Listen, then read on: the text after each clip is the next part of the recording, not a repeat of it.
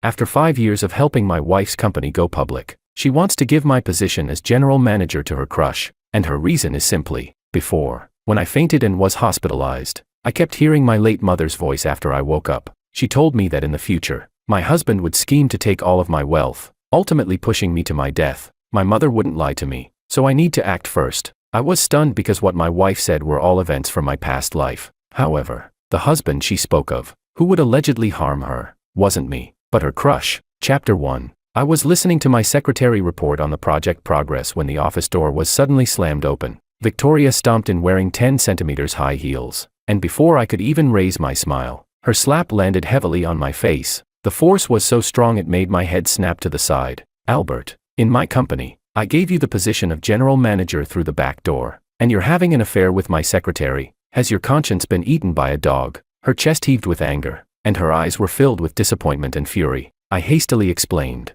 my voice full of panic. Victoria, you must have been deceived. I glanced over at Claude, who was standing behind her. This man was once my greatest rival, and only after he went abroad was I able to marry Victoria. Victoria scoffed. My mother told me everything, when and where you did unspeakable things, and she described it all clearly. A while ago, Victoria suddenly fainted out of nowhere, and Claude, who had just returned to the country, happened to be the one who rushed her to the hospital. Since then, she kept claiming she could hear her late mother's voice in her mind. Victoria loved her mother more than anything, and whatever her mother said, she believed without question. But something felt off to me. I frowned, feeling wronged. Victoria, you'd rather believe some mysterious voice in your head than trust me. Claude snickered from the side, casually tossing a stack of photos on the desk. Why don't you take a look at these? In the photos, I appeared intimately close to my secretary, and the images were utterly unpleasant to look at. Impossible. These photos must have been photoshopped. I protested loudly, but Victoria didn't listen, immediately calling in bodyguards.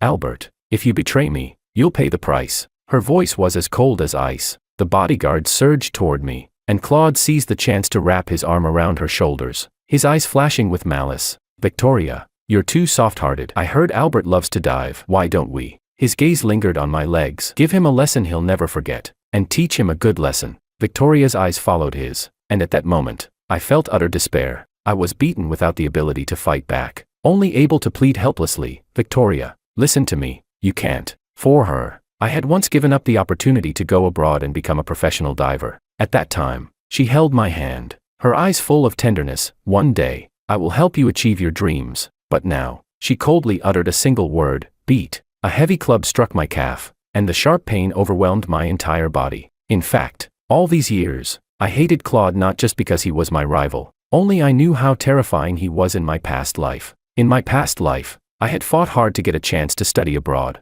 only to return and find that Victoria had married Claude and had children. I planned to quietly bless them, but when I came back again, it was to attend Victoria's funeral. It turned out that Claude had married her only for the Mu family's inheritance. He had killed Victoria's brother and, after obtaining the inheritance, had an affair with his secretary. Victoria was so emotionally shattered that she eventually chose to commit suicide by wrist cutting. I was filled with hatred, doing everything in my power to get Claude imprisoned, but I collapsed in front of Victoria's gravestone. When I woke up, I found myself back in the day when I had chosen to study abroad. This time, I gave up the opportunity for him, and that's how I ended up with Victoria. I wanted to warn her about Claude, but every time I tried to bring up the events of my past life, some force stopped me. Gradually, I stopped mentioning it. Chapter 2. When I opened my eyes again, I was in the hospital, and sharp pain throbbed in my leg. Seeing the evidence of cheating on the bedside table, something suddenly clicked in my mind, and my eyes brightened. When Victoria came in, I picked up the photos, my voice hoarse.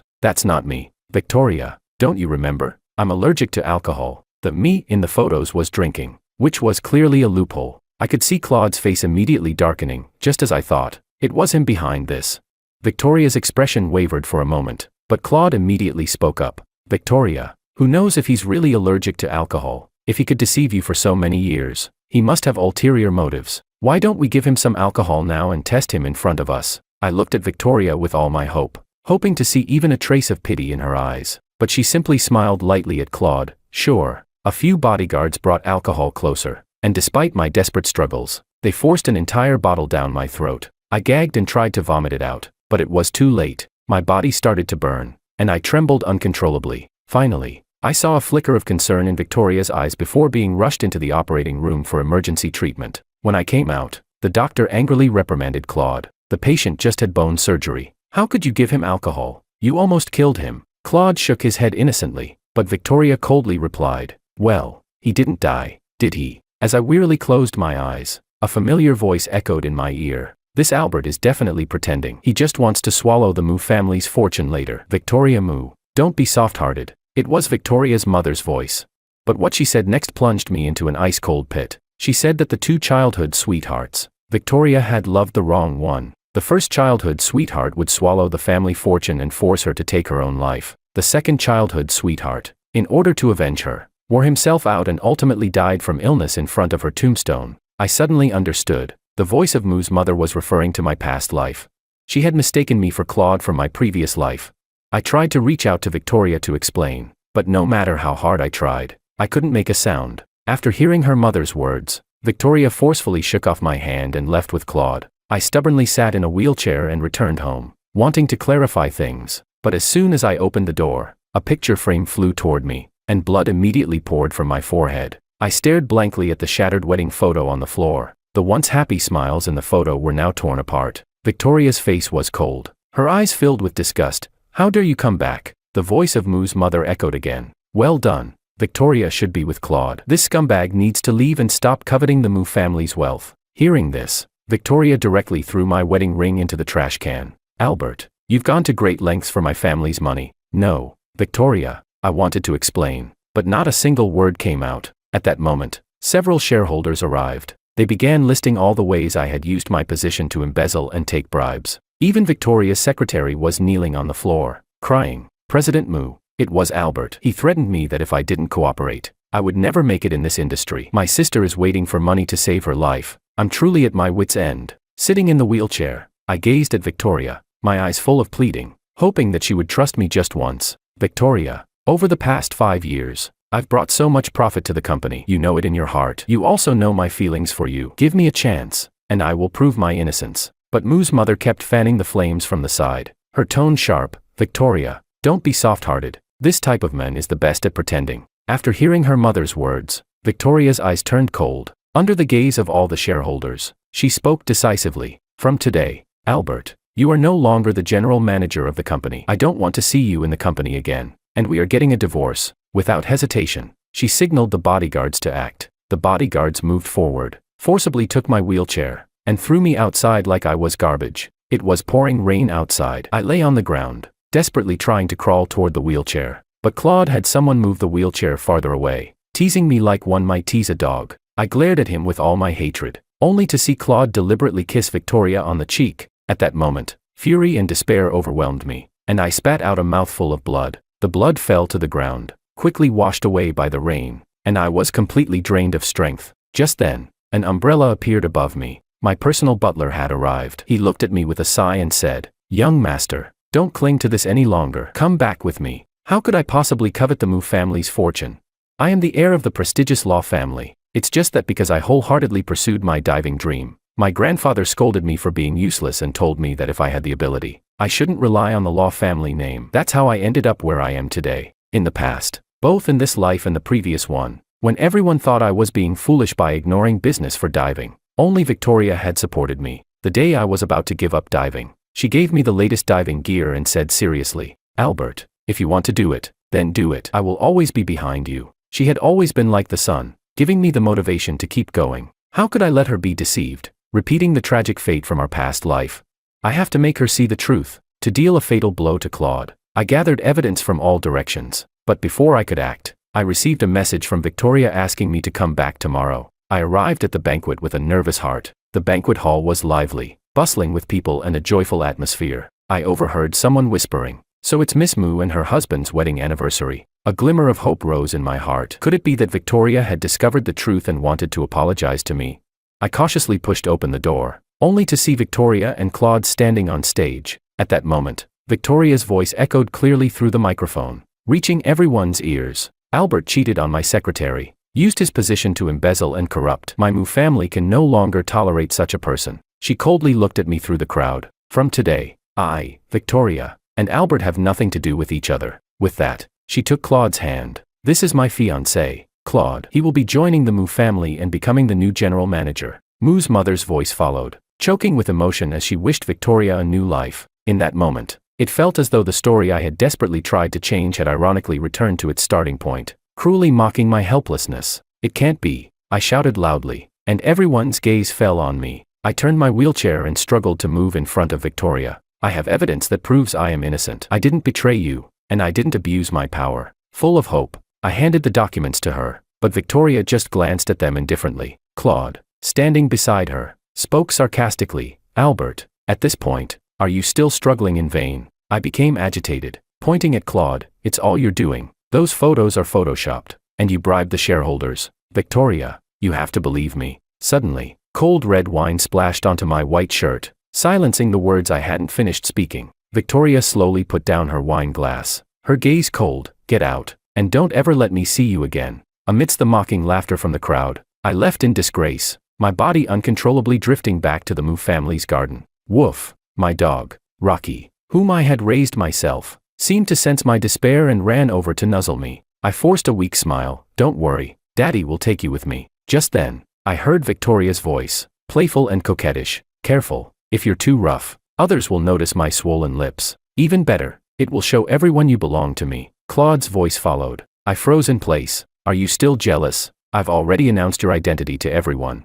Victoria responded. Claude was displeased. "But Albert, all right," Victoria interrupted, holding him. "You know that even though I'm with him, the one I've always loved is you. If you hadn't gone abroad back then, how could I have used Albert as your substitute?" Hearing those words, my mind went blank. So, even without Moo's mother's instigation, Victoria and I would have still ended up here. In her heart, there was always only space for Claude. All those details I had overlooked before now stung like needles in my heart. At our wedding, Victoria made me wear a suit style I wasn't comfortable with, and it turned out that was Claude's favorite. The traditional Chinese decoration we originally planned for our home was changed to French style because Claude had studied in France. Even in bed, the way she looked at me was as if she was looking through me at Claude. Victoria smiled shyly. "When my brother comes back, we can all be together as a family." A family?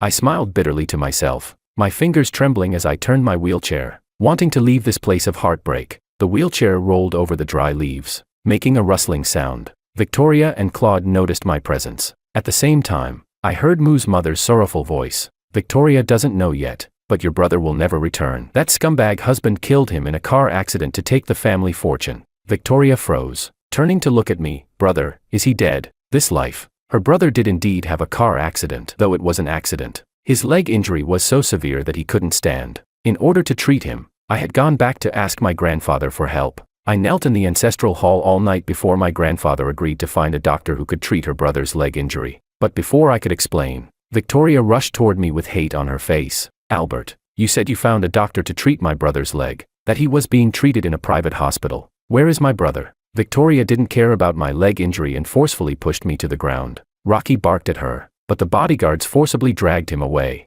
I gasped for breath. "He's in the private hospital." Claude pressed down on Victoria's shoulder. "Victoria, please, grieve in peace." The two voices intertwined, and Victoria only believed Claude's lies. "Albert." Victoria clenched her fists tightly, her knuckles turning white. "I can accept you betraying me, coveting the family fortune, but how could you go after my brother? Do you have no conscience?" "Victoria, you can't let him deceive you." I pushed myself up with my hands, speaking quickly. "If I really had killed your brother, why would I have gone to such lengths to find a private hospital for him? That would have been pointless, wouldn't it?" But I was still too naive, because Victoria didn't love me. She didn't believe me. No matter how much evidence I presented, it couldn't compete with Claude's casual words. Victoria lifted her foot and stomped on my wound. Hearing my suppressed grunt, she laughed through her tears. "Your brother, such a proud person, was more devastated than you when he found out he couldn't walk. Why don't you try the feeling of losing your legs forever?" With one kick, she knocked me to the ground, then turned to look at Claude. "Claude,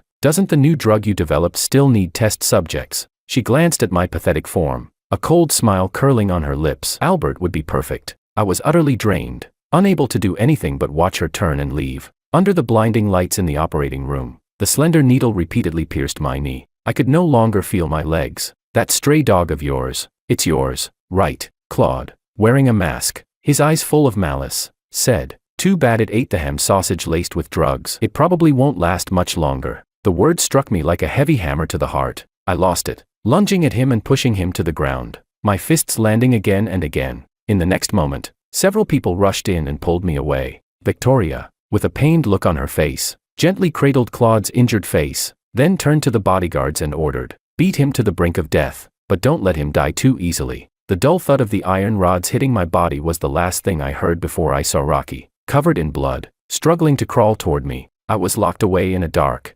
windowless room. I don't know how long passed before I heard Victoria's footsteps. She looked down at me from above, her eyes filled with mockery. "Albert, you brought this on yourself. I originally planned to peacefully part ways with you after Claude returned, to never disturb each other again. It's your greed that led to this." Her words made me feel as though all the effort I'd put in both lives was a joke. After saying this, Victoria turned to leave, but I called out to her, "Victoria, I hope you won't regret this." She sneered, "What do I have to regret?" I raised my arm to shield my eyes and smiled silently. "Then, I wished you would walk toward that inevitable end. This time, I wouldn't even attend your funeral." For some reason, after hearing Albert's words, a faint sense of unease lingered in Victoria's heart. However, when she heard her mother's affirmation and saw Claude waving at her from a distance, she tried to calm herself. Albert was clearly doing this on purpose. He had done so many bad things. How could she regret it? But, what if those things weren't actually done by him?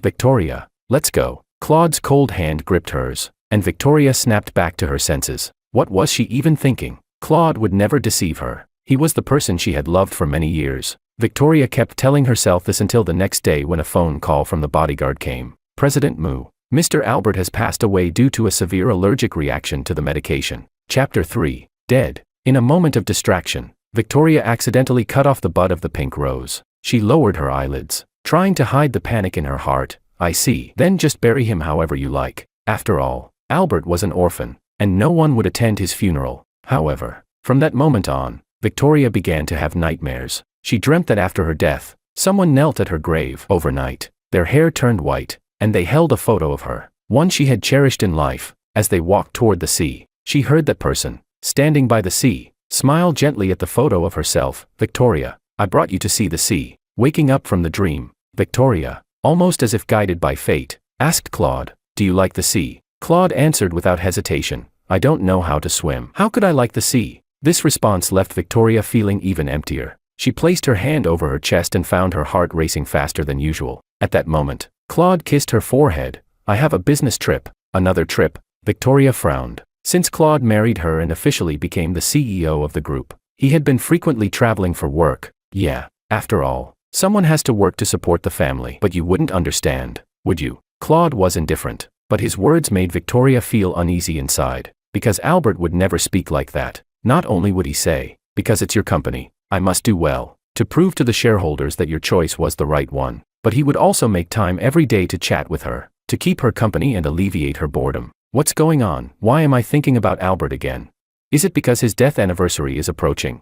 Victoria looked out at the corner of the window, where a cluster of camellias had quietly bloomed. Feeling a little dazed, it had been over a year since Albert had left. Chapter 4. It turns out, I've been asleep for more than a year, wrapped in a thick blanket. I looked through the window at the falling snow outside. If it were before, I would have eagerly grabbed my snow gear and headed out. But now, not only can I no longer stand, even the slightest chill makes me shiver in fear. I looked down at my legs, and the door behind me opened. "Young master, you've just woken up. Please don't catch a cold." I smiled faintly. "Butler, thank you for saving my life. In fact, I should have died a year ago today." It was the butler who noticed something was wrong. He found Rocky's lifeless body by the trash can outside the Mu family gate, which led them to search for me. When my grandfather learned of my plight, he was furious and called the world's best doctors to treat me. On the first day I woke up, he left me with a single sentence: "Take revenge for your own grievances." Claude's disgusting face and Victoria's indifferent expression flashed in my mind,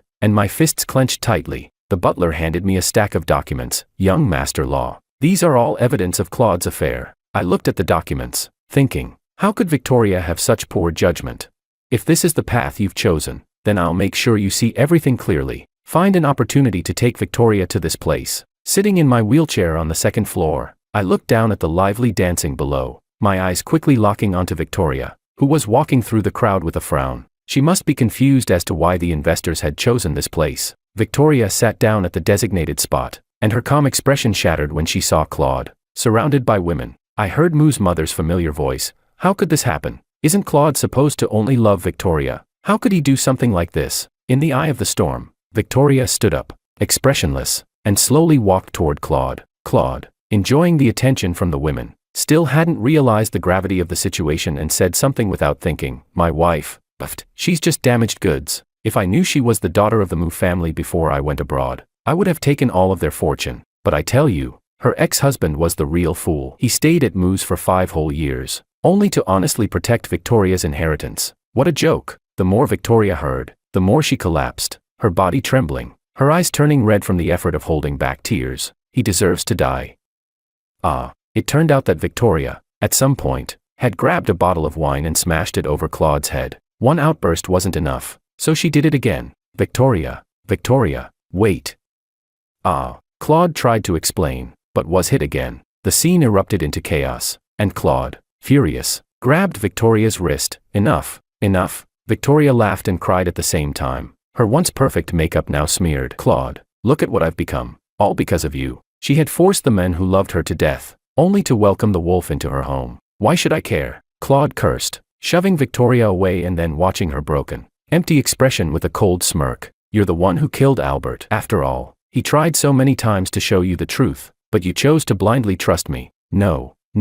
Victoria was devastated by his words, swaying on her feet, tears falling helplessly. From the second floor, I simply turned my gaze away, indifferent. Seeing Victoria's misery didn't make me feel any happier. In fact, it only made my leg pain worse. Turning my head, I realized it had started snowing outside. Chapter 5. A few days later. Young master, I heard that Victoria is trying to get a divorce. The butler approached me and whispered in my ear, but it seems like it didn't work. Over the past year, Claude has already infiltrated the Mu family's wealth, and he's been using it to threaten Victoria. I casually looked at the fish swimming in the aquarium. Claude, of course, he won't let it go either. It's time for the Law family to hold a banquet and watch the fun. The butler was quick. Victoria received the invitation, but she secretly tore it up and threw it away. Still, Claude, with his keen eyes, noticed. Ever since the affair was exposed, Claude no longer bothered to hide it. He wore various perfumes every day, but Victoria couldn't divorce him. All she could do was cry in front of Albert's photo day after day. She hated her own stupidity, repeatedly stepping on Albert's trust. She also hated the voice of her mother. Even though Mu's mother constantly comforted her,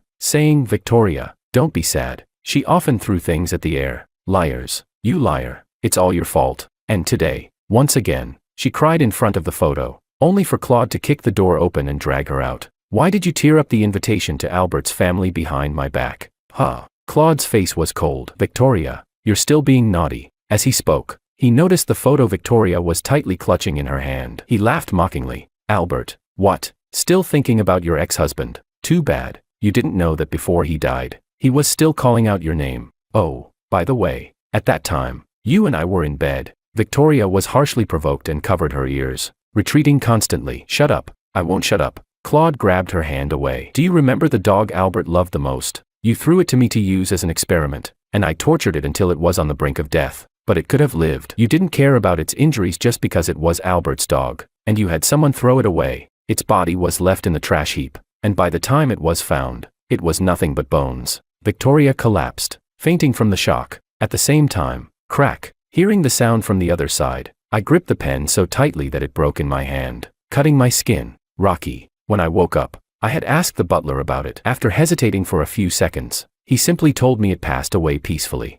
But I never expected it to suffer until its last second. Victoria had been forced to attend Albert's family banquet. Despite her carefully applied makeup, the fatigue on her face couldn't be concealed. I hid in the shadows, guessing that she would likely meet that person soon. Sure enough, when Victoria turned a corner, she bumped into someone. Sorry, Victoria. She looked up in surprise. This was the person she thought she would never meet again. Victoria's voice trembled. Brother, you didn't die. What are you talking about? Her brother looked confused. After I had the car accident, wasn't my brother-in-law the one who took me to get treatment? I still need to thank him. You don't know how hard it was to get an appointment with the doctor he found. You also don't know how much effort he put in to find him. Victoria, you need to treat him well. Wait, why are you crying? Her brother watched Victoria, who was crying uncontrollably, feeling somewhat at a loss. She tightly pressed her hand against her chest, where the pain made it impossible for her to stand up straight. I just feel I'm such a fool. Meanwhile, Claude was still searching for Victoria everywhere. The lights gradually dimmed, and the host stepped onto the stage. Let's welcome President Albert. I sat in my wheelchair, being pushed onto the stage, looking down at Claude, who was staring up at me. dumbfounded. From the crowd, I silently said, "Long time no see." However, more excited than him was Victoria. She couldn't even hold the glass in her hand steady. She stared at me, her heart filled with fear, afraid that this scene before her was just an illusion, a dream. I said a few words briefly and then left the stage, as if I hadn't noticed the two people below, completely losing their composure. It was Victoria who quickly caught up with me. "Is it really you, Albert?" she asked cautiously. I turned around and asked mockingly, "What? Am I still alive? And you're disappointed?" Victoria's eyes were swollen from crying, and in her emotional turmoil, she couldn't even complete a sentence. "No, But I wasn't interested in listening to her continue crying. I was about to leave when she stopped me, full of regret. "Albert, can I ask you one last question?" The return of Victoria's brother meant that Claude's future in the Moo family was completely over. When he was thrown out of Moo family, I was standing on the roadside watching. The next moment, he was stuffed into a sack and thrown into a warehouse. "Albert, when Claude woke up, I was contemplating which tool would be more convenient to use. In the end, I chose a syringe filled with an unknown liquid. This is the latest development. I heard that once injected, it only takes an hour before you turn into a puddle of blood. I'm quite curious to see it for myself." "You're insane." Claude kept backing away, cowering in the corner, trembling. "Albert, I know you hate me, but it has nothing to do with me. Go take it out on Victoria. It's all her fault," I retorted. "But wasn't it you who caused Moo's mother's voice? How do you know?" Claude stopped mid-sentence and saw the smile on my face. "You tricked me." Once he said it, as if knowing his own fate, he became reckless. "Yes, it was me." His face twisted in rage. "In the last life, I was glorious. And yet, for that Victoria, you came after me like a mad dog for revenge. In this life, you won't let me go. You tricked me abroad before my memory returned. Did you think you were a good person? So, of course, I wasn't going to hold back. When Victoria came to pick me up at the airport, I injected her with a new type of hallucinogen. And in the following days, I kept adding the drug to her food. And Victoria is really stupid, believing everything without a second thought." Albert, even though you threw away your life for Victoria in the last life, what does it matter? In this life, she still doesn't know anything and is blindly trusting me." I quietly waited for him to finish speaking, then turned to ask the person behind me, "Did you hear that? This is the truth you wanted." Claude's expression twisted as he stared wide-eyed at Victoria, who was slowly stepping out. Without hesitation, she slapped him across the face. Then, picking up the syringe, she plunged it into him while he begged, "Ah, you bastard, you'll never die in peace." Claude, terrified, lost control of himself, curling up and cursing us with the most vicious words. But he waited a long time, and nothing happened. Just as he lifted his head in relief, the police arrived. "Mr. Claude, you are suspected of intentional murder, leaking business secrets, and several other crimes. Please come with us." Victoria stared at me in complete astonishment. I am a law-abiding citizen. I watched as Claude, with a look of relief, followed the police out, a cold smile forming in my heart. Sometimes, living is more painful than dying. In prison, those more vicious and ruthless than you will teach you what it means to be human. I thought for a moment and remembered that there was an experiment fanatic in there. "Claude, the pain I endured, you will experience it too." I clapped my hands, ignoring Victoria's gaze, and prepared to leave. "Albert," bang. The proud Miss Moo, who had always been so dignified, actually knelt down. Victoria Moo kneeled on the ground, pleading for me to turn back. I stopped but still had my back to her. "Victoria, you're just as selfish as Claude. After Claude went abroad, you could have chosen to leave with him, or you could have chosen to start a new life." I scoffed, full of disdain. "But you chose to use me as a substitute. So now, your sadness, are you upset because you realize you've wronged me, or because you can't bear the fact that Claude betrayed you?" Victoria seemed to be choked, struggling to speak for a long time. "Forget it." But I smiled faintly, and under the look of her fading expression, I continued, "Because I don't care anymore." I turned my wheelchair and left, hearing her weak voice from behind. "Albert, I'm sorry.